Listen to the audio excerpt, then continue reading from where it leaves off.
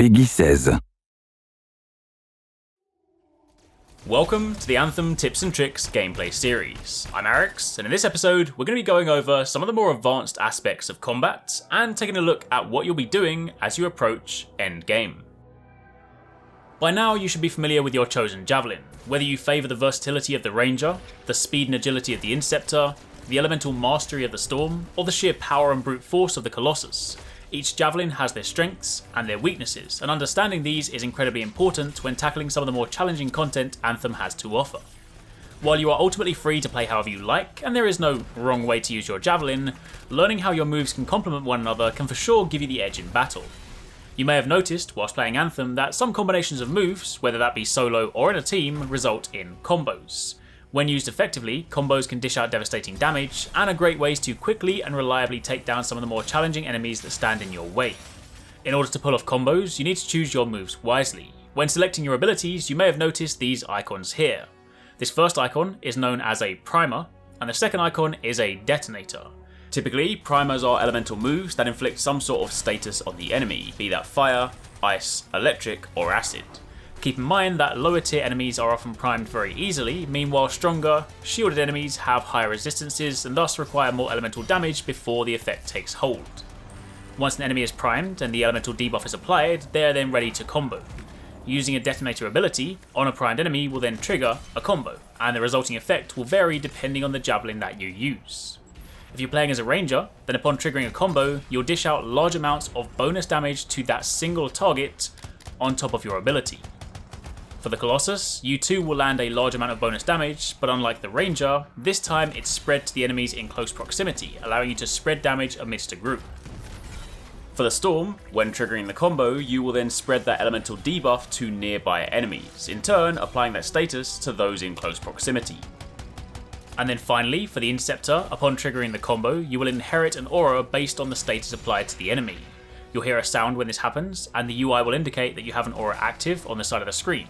All whilst this is active, simply standing in close proximity to other enemies will gradually apply this status, so the idea is that you trigger the combo, and you then get up close and personal with the enemy, dealing melee damage while simultaneously applying elemental stacks. Additionally, keep in mind that on top of some of your abilities, for the Interceptor, your double-bladed daggers also act as detonators, so you can melee enemies to trigger combos. It's important to note that when a combo is triggered, the enemies will need to be primed again before they can be comboed again, so only the first player to land the detonator will trigger the combo. Learning to use these, both when playing solo and in a team, will allow you to more effectively tackle the challenges that await you. While you're free to explore the world of Anthem alone, there will come times when teamwork is necessary. Strongholds on the highest difficulty are some of the most challenging content in the game, and in order to successfully come out victorious, you'll need more than just brute force. Effective teamwork is paramount, whether that be communicating to line up devastating combos, covering your teammates to factor in their weaknesses, or using key abilities to create openings. All of this is key to your success. The Colossus' Taunt ability is a great example. Using this to draw aggro, forcing nearby enemies to focus on you, in turn allowing your team to flank and focus on attacking the weak points. If an Interceptor is diving headlong into battle, hoping to exploit an opening with their double-bladed daggers, then a Storm could preemptively prime a group of enemies with an AoE ability, allowing for a powerful combo. Planning out your encounters to play to your team's strengths and weaknesses is one of the key pillars of advanced play. Throughout the game, you'll be exposed to a whole manner of different activities, beyond just the main campaign, but when you hit level 30 and approach endgame, strongholds and legendary contracts will be where you focus your attention. Strongholds are where the real challenges lie. Work through swarms of enemies and take on an epic boss in order to snag that sweet loot. Additionally, hitting max level will unlock the remaining difficulties, Grandmaster 1, 2, and 3. With these at your fingertips, you can dive back into the activities you've become familiar with and tackle them with a whole new challenge. Higher difficulties offer better chances at rarer gear, so if you're truly chasing that power, then this is where your focus will be. When you reach Anthem's endgame, you'll begin searching for those perfect gear pieces, and working hard to build loadouts that not only boost your power level, but also selecting gear pieces with bonuses that complement one another. Loot in Anthem comes in 6 rarities: Common, Uncommon, Rare, Epic, Masterwork, and Legendary, with each tier offering greater power and potential. Rarer gear comes with inscriptions. These are randomly rolled and offer stat boosts and bonuses that can further enhance your build. The rarer the gear, the more inscriptions a piece will have, up to a maximum of 4. Masterworks and legendary items also benefit from the chance of added ability bonuses that show up as orange text in the description. Searching for that perfect piece that synergizes with the build you've spent time perfecting is ultimately what will send you back out into the world in search of more loot. Of course, there's no such thing as one build to rule them all. After all, Anthem is a game of choice, so when you've settled on one build, it's time to think of another way to play. Remember, you can save your gear loadouts at the forge, meaning you can swap to your favourite loadout at a moment's notice, but more importantly, you can also use this to build loadouts for select situations. Is your team in search of some support, someone who can control enemies and create combo openings? Save that. Maybe you're diving into an activity and know that the enemies are especially weak to fire, then load up that fire build.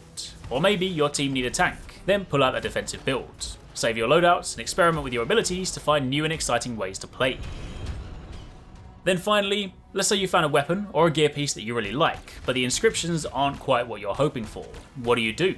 Go back out into the world and hope that the item drops for you? I mean, sure, you could do that, or you could then turn to crafting. As you explore the world, you'll see nodes that can be harvested. These yield crafting materials. If you obtain weapons or gear pieces that you don't want, these can be dismantled into crafting materials, and even when you open chests or loot other items in the world, those too can yield more materials. All these items will be incredibly important in Anthem's endgame. Crafting allows you to create an item of your choosing, and each time the item is crafted, the inscriptions are randomly rolled. You'll unlock new crafting recipes as you progress through the game and complete challenges. You can track these challenges in the menu, so if there's something you're really chasing, you can focus your efforts on that particular item. You'll unlock rarer blueprints too, so if you find an item that you particularly like early on in the game, then be sure to complete the associated challenges as you go to unlock higher rarity versions, so that when you reach end game, you can start crafting your chosen items in search of that perfect roll. That, freelancers, is it for this video. Now you have an understanding of some of the more advanced aspects of Anthem. All that's left now is for you to head out into the world and explore.